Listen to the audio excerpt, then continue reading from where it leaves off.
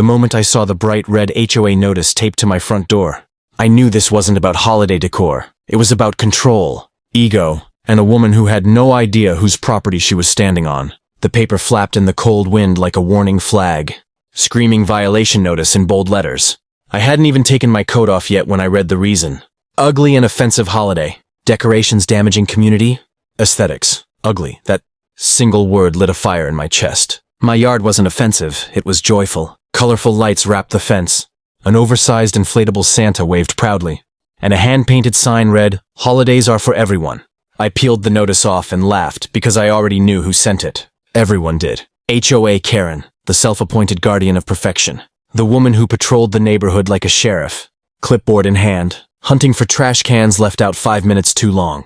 She loved rules more than people and fines more than peace.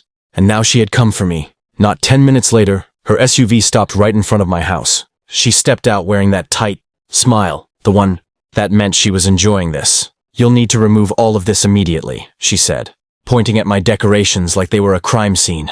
"Otherwise, fines start tomorrow. $500 per day." She didn't ask my name. She didn't ask my side. She just assumed authority because no one ever challenged her. I asked which rule I'd broken. She smirked and said, "Aesthetic standards." Then she added, "Don't fight it. No one ever wins against the HOA." Neighbors watched from their windows. Some looked sympathetic. Others looked relieved it wasn't them this time. Karen snapped photos, already imagining her victory email. What Karen didn't know, what she couldn't possibly imagine, was that this house wasn't just a house to me. It was part of something much bigger. A quiet plan. Years in the making. As she walked away, confident and smug, I looked at my decorations glowing in the dusk and smiled. She thought this was the beginning of my problem. It was actually the beginning of hers. The next morning, the entire neighborhood knew about my ugly decorations. Karen had posted pictures in the HOA group chat before sunrise, zoomed in like evidence from a crime investigation. Under the photos, she wrote a long paragraph about maintaining standards and protecting property. Values, comments rolled in fast. Some neighbors agreed with her, afraid as always. Others stayed quiet, probably remembering their own fines. I stayed silent too, not because I was scared, but because silence was part of the plan. By noon, the official fine notice arrived by email. $500 per day, starting immediately. Karen even highlighted the payment deadline in red, just to be sure I felt the pressure. Instead of replying, I paid the fine instantly, screenshot, receipt saved. That confused her. People who panic argue. People who pay calmly make HOA presidents nervous. That evening, Karen showed up again, this time with another board member standing slightly behind her like backup. She claimed it was a courtesy inspection. She circled my lawn slowly, shaking her head dramatically. "This really is terrible," she said, loud enough for neighbors to hear. "Some people just don't belong in communities like this." That sentence stuck with me. Not angry, just revealing. I asked her about appeals. She laughed. "Appeals are pointless. The board supports me." The other board member avoided my eyes. I thanked them politely and went inside, leaving Karen mid-sentence.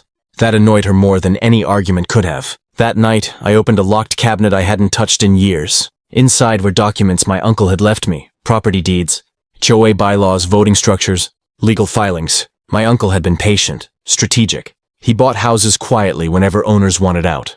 No drama, no announcements. When he passed, everything transferred to me. According to the HOA's own rules, voting power wasn't one house per person. It was proportional ownership, and ownership meant leverage. Karen had never checked the records. She ruled through fear, not facts. The next morning, I emailed the HOA requesting a formal hearing and copied every homeowner on the list. Completely legal, completely calm. Karen responded within minutes, clearly irritated, scheduling the hearing for Friday.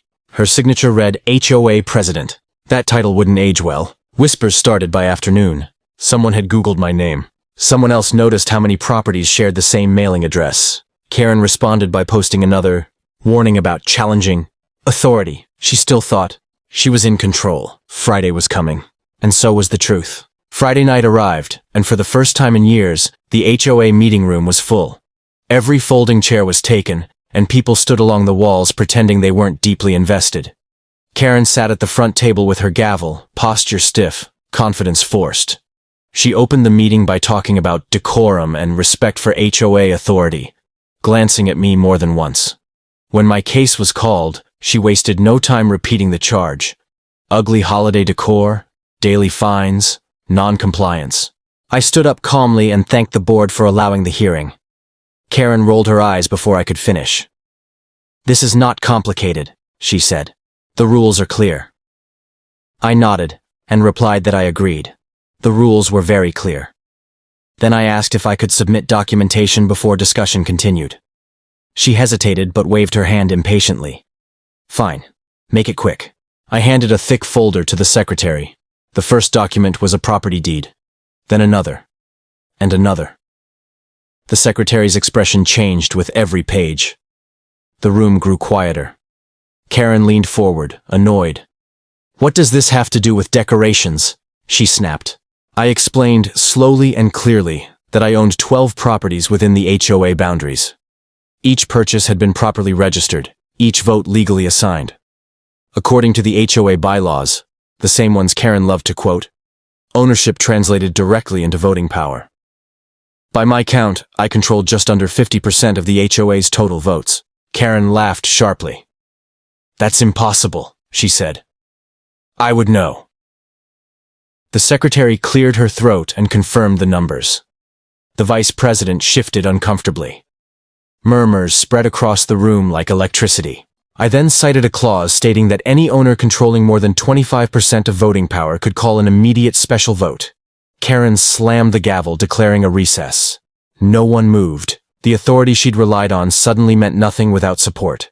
The vote was called. First, the fine against my property. Overturned. Then a motion to remove Karen's unilateral power to issue fines without full board approval. Passed. A third motion followed. An audit of past fines. That one passed too, overwhelmingly. Karen tried to object, her voice cracking as she spoke about order and standards. But the room had shifted. Fear was gone. Accountability had arrived. When the meeting ended, applause filled the room, not for revenge, but for relief. Outside, my holiday lights still glowed. Karen walked past without looking at me, gavel clenched uselessly in her hand. The decor stayed. Her control didn't. The neighborhood felt different the very next morning, like a storm had passed and left clean air behind. People smiled again. Doors stayed open longer. Decorations that had been hidden for years suddenly appeared. Lights, wreaths, even inflatable reindeer. It was as if everyone realized at the same time that Karen's power had only existed because no one challenged it. Karen, however, did not disappear quietly. She sent a long email blaming misinformation and personal attacks, insisting she had always acted in the community's best interest. But the audit had already begun, and emails couldn't erase paper trails. Volunteers combed through years of records, uncovering fine after fine issued without proper approval. Elderly homeowners, single parents, renters. Anyone who questioned her had been punished. The HOA's attorney stepped in within days. Refunds were discussed. So were potential lawsuits. Suddenly, Karen stopped attending meetings altogether.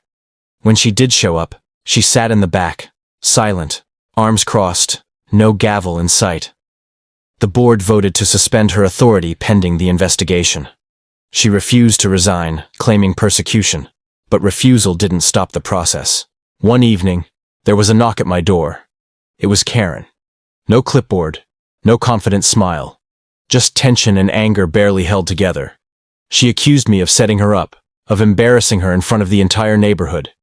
I listened quietly, then told her the truth. That all I had done was follow the rules she enforced so aggressively. She didn't like that answer. By the end of the month, the audit results were released. Thousands of dollars in improper fines, selective enforcement, abuse of authority. The board held a removal vote. It passed with near unanimous support. Karen was officially out. A new president was elected shortly after, a retired school teacher who believed rules should protect people, not control them. I was asked to run. I declined. Power didn't need to sit at the front table to matter. My role was done. As winter deepened, the refunds went out. Apologies were issued. Bylaws were rewritten to prevent any one person from holding that much unchecked authority again. The HOA became quieter, calmer, almost boring. And that was a good thing. Karen put her house up for sale before spring. No farewell message, no final complaint. Just silence. My decorations stayed up until January, untouched. Every night, the lights glowed as a reminder that joy didn't need permission. The story wasn't over yet, but the ending was close. Spring arrived quietly, without announcements or warning notices taped to doors. The neighborhood settled into something it hadn't been in years, normal. HOA meetings became short and uneventful. No shouting. No threats. No surprise fines hiding in inboxes. People spoke freely, disagreed respectfully, and went home without anxiety sitting in their chests. Karen's house stayed listed longer than expected. The woman who once claimed she protected property values now struggled to sell her own. When it finally sold, the new owners introduced themselves with smiles and cookies. They asked about holiday decorations, half joking, half curious. Someone laughed and said, "As long as they make you happy, you're good." That sentence alone felt like a victory.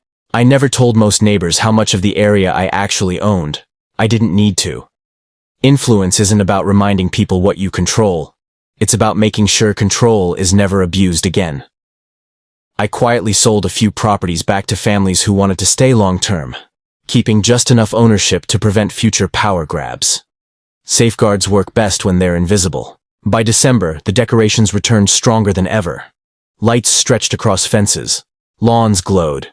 Someone recreated my old snowman as a neighborhood joke. The hand-painted sign came back too. Holidays are for everyone. Kids took pictures in front of it. Neighbors brought cocoa. Nobody complained. Nobody.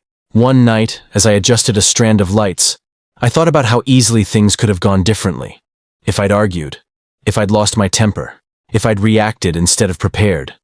Karen had built her authority on fear, assuming no one would ever challenge her. She wasn't defeated by anger. She was undone by patience and paperwork. Occasionally, someone new moves in and asks about the old HOA president. The story gets told in softer tones now, more like a lesson than gossip. Power unchecked becomes control. Rules without fairness become weapons. Communities don't need enforcers. They need balance. Karen once told me no one ever wins against the HOA. She was wrong. People win when rules serve everyone equally. People win when intimidation fails.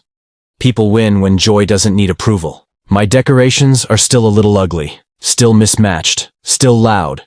And every year, when they light up the street, they remind everyone of something important. Control fades.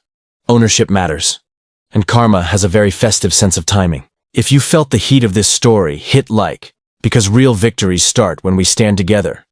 Subscribe to Karen's Story Hub to follow every jaw-dropping moment from my Karen files. And tell me below, how would you handle a Karen trying to control your life?